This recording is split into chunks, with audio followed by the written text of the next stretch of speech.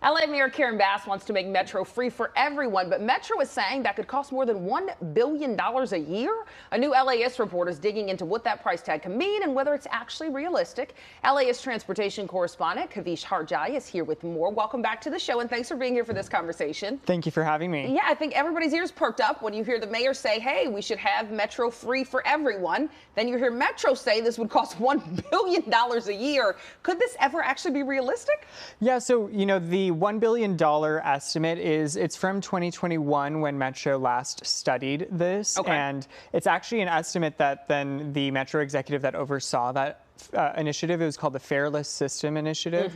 In 2024, the person who oversaw that at Metro actually doubled down on that estimate, saying that an outside auditor verified it, and I think her exact quote was, to be fiscally responsible, we can't offer a fully fairless system. And, that estimate also includes the costs that would go on to the local and municipal operators, right? So that's like, think LAist, Santa Monica Blue Bus, that kind of stuff. Okay, interesting. And on a surface level, I think most people would say, okay, free Metro sounds great. It's interesting actually digging into this, though, and seeing that rider advocacy groups are saying this is not the right direction for the Metro. They need to be focused more on reliability and safety. Did you find that interesting? Yeah, I do think it's interesting, and it's actually, this group Enforce the Fares. They began a campaign last year, basically doing exactly what their group's name says. Right. And what they want to see really is Metro restore the number of times its security personnel board trains and buses, and actually use a device to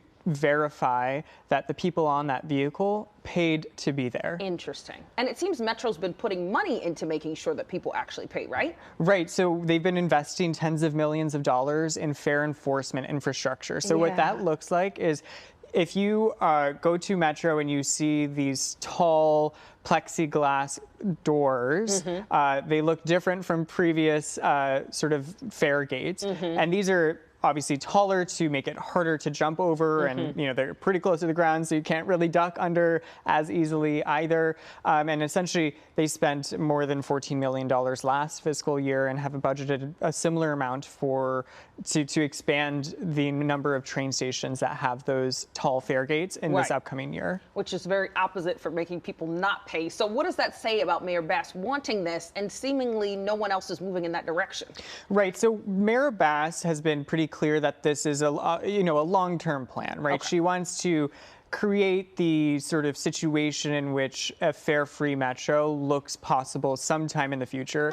How long that is, I'm not totally sure. But to your point, right, it is an interesting time to be saying you want Metro to be free when the agency is going the opposite direction, just following the money here. And also during the State of the Agency address, where Mayor Bass said she wants that long-term plan to make Metro free, a lot of the other people who were speaking, a lot of the other people on the Metro board or Metro executives were pointing to the successes of those taller fare gates and a drop in violent crime. So it is just a interesting sort of perspective to have. It is. Do we also know if studies have shown that more people would ride Metro if it were free? There's research that shows that yes, making fares free will increase ridership. There's also research that shows that increasing service will also get people onto public transit, and in fact that might be the way to get more people on public transit. Interesting. Okay, so after you've dug into all this, do you feel like this is something we'll see in 5 years, 10 years, or will it continue to be shelved? Yeah, it's going to be up to how Mayor Bass approaches this in the Metro board room. She said she will be introducing motions when, we're not totally sure.